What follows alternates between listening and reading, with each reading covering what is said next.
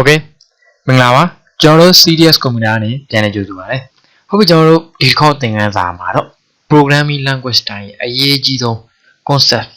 အရေးကြီးဆုံးအရာနားကိုလဲရမှာဒီကောင်မရှင်းတာနဲ့ဘာမှမရှေ့ဆက်မသွားနဲ့အဲ့ဒီအခြေအနေဖြစ်တဲ့ဘာအကြောင်းလဲဆိုရင် variable နော် variableဟုတ်ပြီနော် variable variable ကဲ variable ကိုကျွန်တော်တို့က English language တွေနဲ့ဘာသာပြန်ထားတာဖြစ်တယ်ကဲဘာသာပြန်ကြည့်ပါ variable ဆိုကျွန်တော်တို့ပြောင်းလဲနိုင်တော့ပုံသေးမဟုတ်တော့ဂိမ်းရှင်ဒါပဲပြောင်းလို့ရတယ်အဲ့ကောင်အမြဲတမ်းမမြဲဘူးအနှိမ့်စာပဲကျွန်တော်တို့တရားသဘောနေတယ်အနှိမ့်စာမမြဲတဲ့ကောင်ဘလို့မမြဲတာလဲကြည့်မယ်ဟုတ်နော် in computer programming a variable or scalar is a stored address ကဲတကယ် computer science မှာ variable ရဲ့အဓိပ္ပာယ်ကဘာလဲဆို is a storage address ဟုတ်လား storage memory storage address လိပ်စာကဲကျွန်တော်တို့ရှေ့မှာပြောခဲ့ပြီနော် memory လိပ်စာတွေကဘယ်လိုလဲဆိုရင် transistor တွေအောက်ခြေတွေဆိုဆို transistor logic တွေပြီးရင်အဲ့ဒီရဲ့ transistor အဖွင့်ပိတ်တွေဒီဘာပဲလဲဆိုရင် storage address identified as by memory address ဟုတ်လား memory ကြောင်းရဲ့ address ကနေတော့တို့မှတ်ထားတဲ့ storage လိပ်စာတွေဟုတ်လား pair with associated symbolic name ဟုတ်လားလိပ်စာကိုကျွန်တော်တို့ကကိုစင်ပြတဲ့နာမည်ပေးထားတယ်။မဘယ်လိပ်စာလဲ။ကျွန်တော်တို့ domaining system ကအင်တာနက်မှာကြားအောင်ပါ domaining system အမှကျွန်တော်တို့ Facebook ဆိုရင် Facebook ရဲ့တကယ်လိပ်စာအဲ့လိုမဟုတ် FAC BOK Facebook ဆိုတာမဟုတ် Facebook လို့ခေါ်လွယ်အောင်လို့ဆိုတာ domain name နာမည်ပေးလိုက်တကယ်သူ့ရဲ့ address ကပါလဲဆိုရင်ကျွန်တော်တို့ရှေ့မှာ IP address ကိုပြောတာဟုတ်နော်အဲ့ဒီပုံစံအဲ့ဒါဒီပါလဲဆိုရင် name symbolic name ကိုဆက်တဲ့နာမည်ပေါ့နော်နာမည်ပေးထားတယ် which contains no or unknown value ပါမယ်အဲ့ဆို variable မှာအင်္ဂါ3ရက်ပါတယ်လို့အရင်ဆုံးစမယ်လိုက်အရင်ဆုံး memory address ပါတယ်ပြီးရင်တော့နာမည်ပါတယ်ပြီးရင်ကျွန်တော်တို့တန်ဖိုးပါတယ်အဲ့တန်ဖိုးလည်းပါတဲ့နေဟုတ်နော်အဲ့ဒီကနေတစ်စင်မှာ compiler ကနေပြီးအဲ့ဒီ name ကိုယူပြီးတော့ပါတော့မလဲဆိုရင် matching code တွေပြောင်းမယ်အဲ့ဒီ address တွေမှာလုပ်နေတယ်အလုပ်လုပ်မယ် variable ရဲ့မူရင်းအဓိပ္ပာယ် computer science မှာဆိုပါလဲဆိုရင် memory allocation memory address memory allocation ကျွန်တော်ထပ်မယ် what is a memory address memory address is a transistor အောက်စုတွေa group of transistor register လဲလို့ a group of transistor memory ရှေ့ဒီကွန်ပျူတာသင်ခန်းစာမှာပါခဲ့တယ် memory ကြောင်းထဲမှာသူ့ရဲ့ set ကိုကြည့်ကျွန်တော်တို့အဲ့ဒါကိုမြင်တာအောင် memory ကြောင်းတွေ memory address တွေ hardware တွေကျွန်တော်တို့မမြင်တာအောင်ကျွန်တော်လည်းရှေ့မှာပြောခဲ့ပြီလားhome computer was computer ဘယ်လိုလုပ်လို့လဲကျွန်တော်တို့သိကြတယ်ကျွန်တော်တို့ programming language ဘယ်လိုလုပ်လို့လဲကျွန်တော်တို့သိကြတယ်ဟုတ်လားအခုကျွန်တော်တို့သင်နေရတယ် JavaScript ဟုတ်လား JavaScript ပြတဲ့ JavaScript ရဲ့ memory address ဟုတ်လား sorry variable တွေဘယ်လိုလုပ်လို့လဲဟုတ်လား JavaScript မှာ variable ကိုဘယ်လိုဖန်တီးလဲဘယ်လိုဖန်တီးပြီးတော့ဘယ်လိုမှတ်လဲဘယ်လိုရေးသားလဲအဲ့ပြီးရင်ကျွန်တော်တို့ရပြီ Python လေးလာတယ်ဆိုရင် Python မှာ variable ဘယ်လိုကြော်ညာလဲဘယ်လိုရေးလဲဘယ်လိုမှတ်လဲဘယ်လိုတန်ဖိုးတွေထည့်လဲဘယ်လိုအသုံးပြုလဲ Java မှာ variable ဘယ်လိုရေးလဲအဲ့လိုနားလည်ကျွန်တော်တို့ရကဲဟုတ်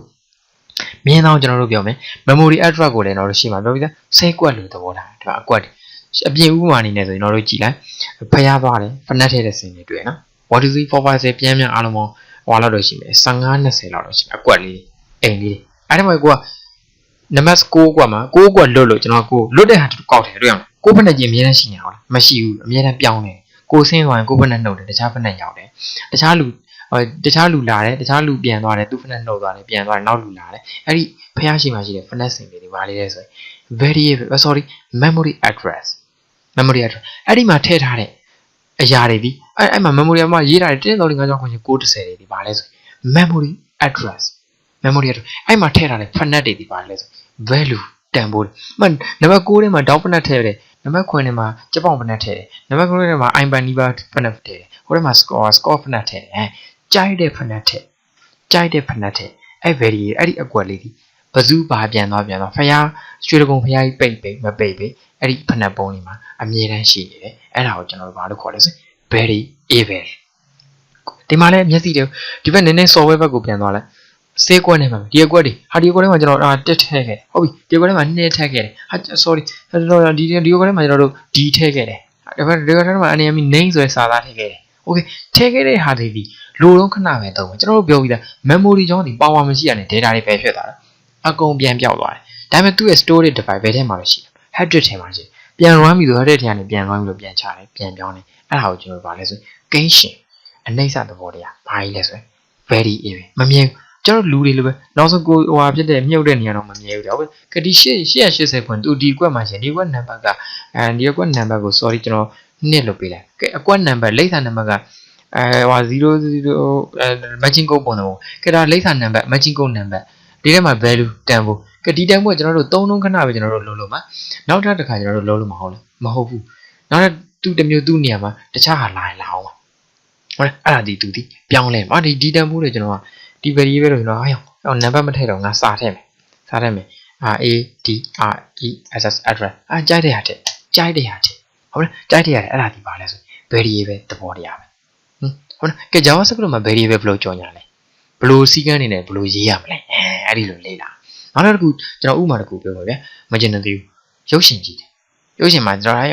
ရုပ်ရှင်မှာပြရမှာရှေ့မှာပိတ်ကားကြီးနောက်မှာခုံလေးစီနံပါတ်လေး A1 ဆို A1 B1 ဆို B1 A တန်းဆို A တန်း C တန်းဆို C တန်း B တန်း A B C D E F အဲ့ထဲမှာ F 1 2 3 4 5 6 7 8 9 10 F တန်းဆို F တန်းလေနံပါတ်တွေလည်းလိုပဲ A1 လား B1 လား A2 လား B2 လားကားခုံနံပါတ်တွေအားလုံးဒီဘာတွေလဲပဲဆို memory address memory ဆိုရတဲ့ထားပါ address memory address ပါပဲမှတ်တာပဲမှတ်တာဟာကားလည်းမဖြစ်လိုက်ရောမြစ်ကားလည်း A1 ကျွန်တော်ကားလည်းမခုံနံပါတ် A1 ကျွန်တော်သွားတယ်လိပ်စာတိုင်းခုံတွေက45ခုခုံ90လောက်ရှိတာဟုတ်ခုံ40ကျော်လောက်ရှိတယ်ကျွန်တော်က A1 ဆိုတဲ့ခုံတွေကကျွန်တော်ပိုင်ဟုတ်ပြီကားရောက်လို့ကျွန်တော်ပြန်သွားတယ်ကျွန်တော်ဆင်းသွားတယ်အဲ့ဒီ A1 ခုံလေးဒီနောက်အပြန်တစ်ချောင်းမှာကျွန်တော်မဟုတ်တော့တခြားတန်ဖို့တစ်ခုထည့်သွားတယ်ဒါဒီကျွန်တော်တို့ variable ရဲ့ပြောင်းနေဟုတ်ပြီ memory မှာလည်းအဲ့လိုလုပ်နေတာ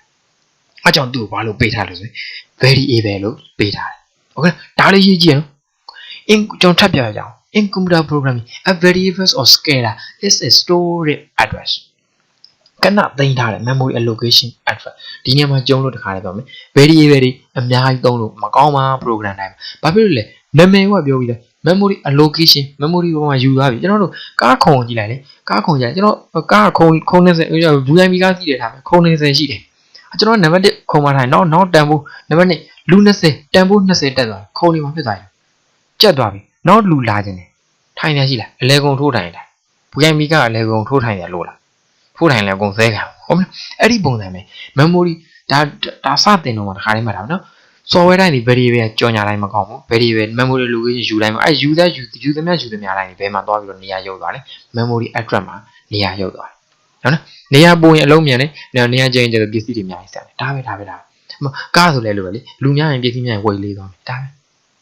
အဲ့ဒါကူလဲလို့ပဲ memory address ဟုတ်တယ် a storage address identified as by memory address ဘယ်ကောင်ခွဲခြမ်းစိတ်ပြနေလဲဆိုရင် memory address ကခွဲခြမ်းစိတ်ပြနေတယ် memory ကြောင့်အဲ့ဒီ memory ကြောင့်ဘယ်လိုလုပ်လဲ memory management ပိုင်းကျွန်တော်တို့နဲ့ဆိုင်ဘယ်လိုနဲ့ဆိုင်လဲဆိုရင်ကျွန်တော်တို့ OS ရှင်းမှာပြောခဲ့ပြီးသားနော် home OS was OS ကြီးဘယ်လိုလုပ်လဲ OS ရဲ့တာဝန်ရပါတယ်လဲဆိုရင် memory management ပိုင်းမှာပါတယ်ဟုတ်လား pairs with associated symbols နဲ့ variable မှန်ကန်ကြော်ညာဖို့ကျွန်တော်တို့တာ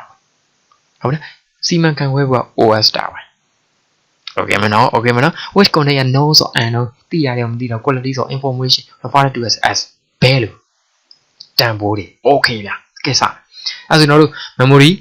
variable ရဲ့နမူနာတွေနားလည်မနော်ဘုရားရဲ့မြက်ဖနက်စင်တွေကျွန်တော်တို့ရုပ်ရှင်ခုံတွေကားခုံနံပါတ်တွေအားလုံးဒီပါတယ်လဲဆိုရင် memory variables memory address ကဲသုံးကြည့်မယ်စမယ်အဲ့တော့ကျွန်တော်တို့ JavaScript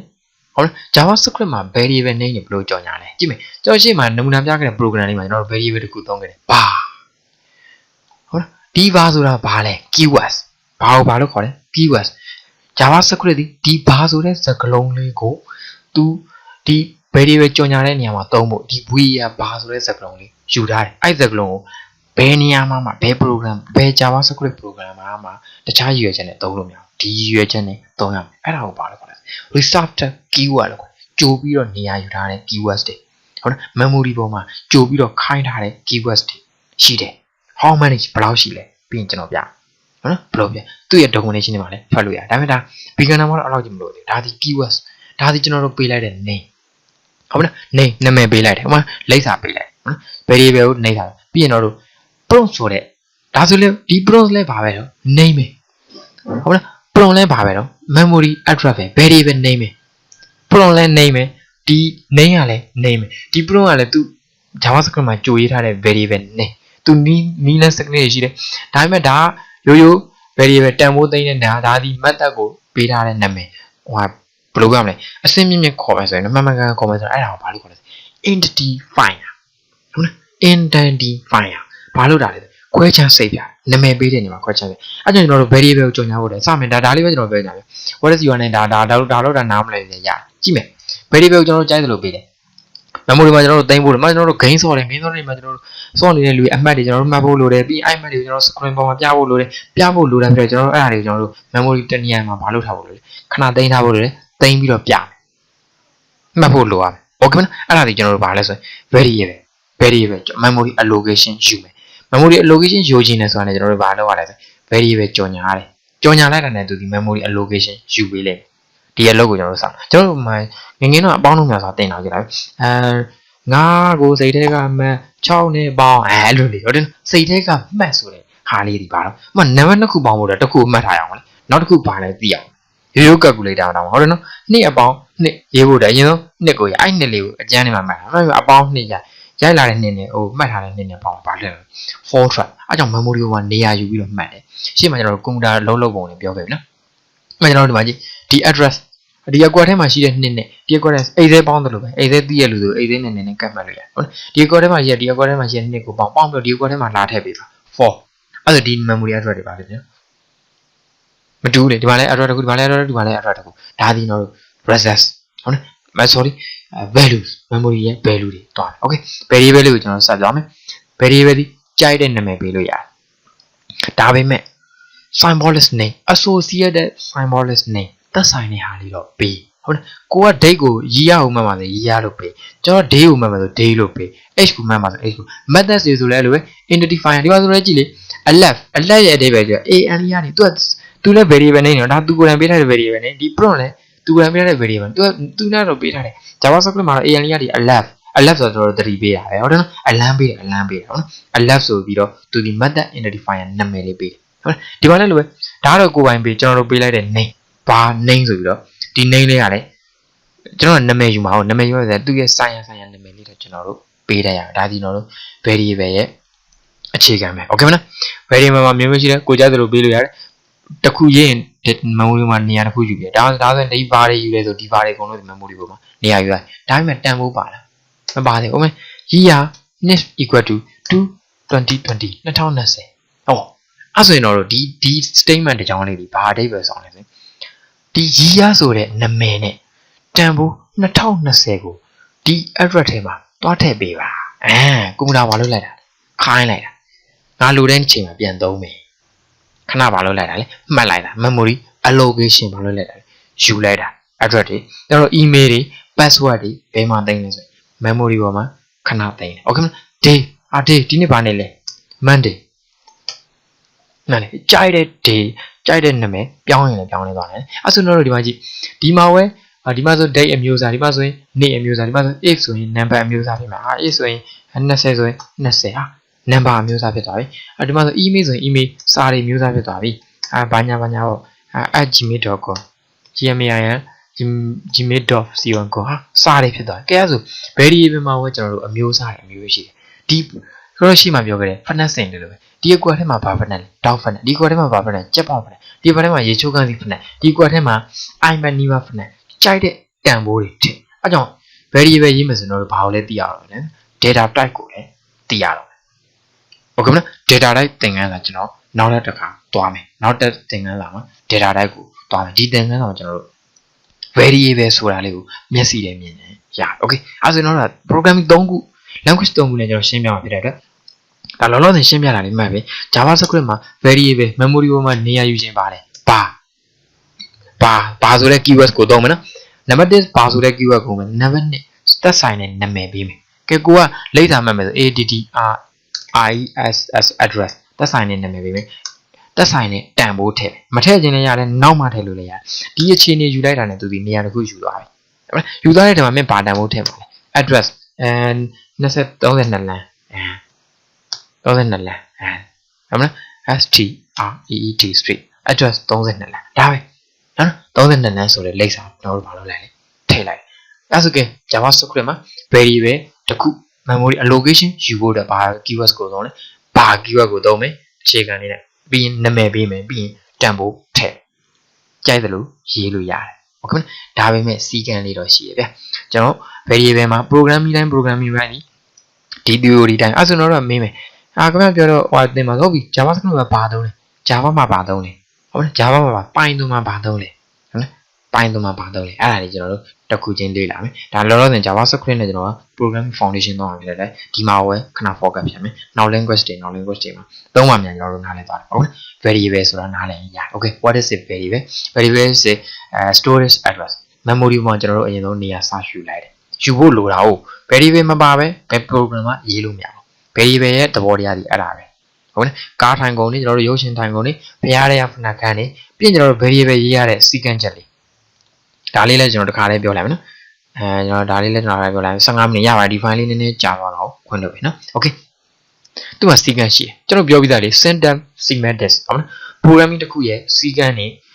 semantics အဓိပ္ပာယ်တွေကျွန်တော်တို့ဘာလုပ်တာလဲနားလေတာကြည့်မယ် variable ရေးတဲ့အချိန်မှာ we are ဘာနာမည်ပေးမဲ့အချိန်မှာနာမည်ပေးတဲ့ naming convention ဆိုတဲ့ စီးမြင်ရှိတယ်ဒါ JavaScript မှာမဟုတ်ဒီ၃ချက်ဒီ programming language တိုင်း every programming language အားကြောင့်တစ်ခါတည်းမှတ်ထားဘာနဲ့ပဲစရမလဲ letter စကားလုံးတွေနဲ့ပဲစ letter ဆိုတော့ A to Z ဒါ letter တွေပဲစကားလုံးတွေနဲ့စရမယ်ပြီးရင်ကျွန်တော်တို့ underscore နဲ့လည်းစလို့ရတယ်ဘာညာဟုတ်လားဘာ name underscore နဲ့လည်းဘာလုပ်လို့ရလဲစလို့ရနောက်တစ်ခု dollar sign နဲ့လည်းစလို့ရတယ် Okay မလား comma ခံပြီးတော့ပေးတယ် dollar sign နဲ့လည်းစလို့ရတယ် dollar sign အနေနဲ့ name ဒါလည်းမှန်သေးတာပဲမှန်ကန်တဲ့ variable name ပေးနေပြီဟုတ်မလားအဲ့ဒီ၃မျိုးနဲ့စလို့ရတယ်ကြံတဲ့ဟာနဲ့စလို့မရဒါပဲအဲ့လိုဒါပဲနောက်တစ်ခု not keywords JavaScript ခုနပြောတဲ့ဒီလိုဘာတို့သူသုံးထားတဲ့ class တို့အဲ့ဒီလို method တွေအဲ့ဒီ keywords တွေ JavaScript keyword တွေပြီးရင်လာမယ်နော်သူကြိုယူထားတဲ့ကြိုသုံးထားတဲ့ keywords or ဘယ်လိုပြောရမလဲဆိုရင်ကျွန်တော်တို့keywords or meaning လေးပေါ့နော်သူကြိုမှတ်ထားတဲ့ဟိုစကားလုံးလေးကိုကျွန်တော်တို့ variable name သုံးလို့မရအောင်နောက်တစ်ခု my name လို့ကျွန်တော်ပေးခြင်းတယ် my name လို့ we are ဘာ my name လို့ပေးခြင်းတယ် my ဒါပဲနှမျိုးဖြစ်သွားပြီ my name နေဆိုတော့ name name ဒီလိုပေးရတယ်ဒါကိုကျွန်တော်တို့ဘာနီးလဲဆိုရင် camel က cm ပြန် camel ဆိုတော့ကလောက်ကိုကြည့်လိုက်လေကလောက်ကကလောက်ပုံစံဒီနောက်မှာကောင်းဒီနောက်မှာဘူးထားတယ်အဲ့ဒီပုံစံအငယ်အကြီးအမှ၃မျိုး my name ကျွန်တော်ရဲ့ my name short ပေါ့ကျွန်တော်နာမည်အတူကောင်အဆက်ချူကနေ short ကြိုက်တယ်လို့လားဟုတ်လားကြိုက်တယ်လို့လားကျွန်တော်တို့ဒီ naming conversation ဟုတ်လားအဓိပ္ပာယ်တစ်ဖြတ်ပြတ်တဲ့ဟို was စကားစုတက္ကစုကိုကျွန်တော်တို့ဘာလုပ်မလဲအကြီးနဲ့ပြန်စားပေးဒါဒီကျွန်တော်တို့ my name ကဲနောက်တစ်ခုတစ်မျိုးရှိတယ်ကျွန်တော်တို့တချို့ Java မှာဆိုရင်ဟုတ်လား class နာမည်တွေဘာနဲ့ပေးရလဲစကားလုံးကြီးနဲ့ပေးရတယ်အဲကြောင့်မလို့တော့ဒီသူကြဒီလိုပေးလို့ရတယ် my name စကားလုံးကြီးနဲ့စား okay မလားအသေးနဲ့စားတယ်အကြီးနဲ့စားကြိုက်တယ်လို့စားလို့ရတယ်ဒီ၃ချက်ကိုကျွန်တော် variable name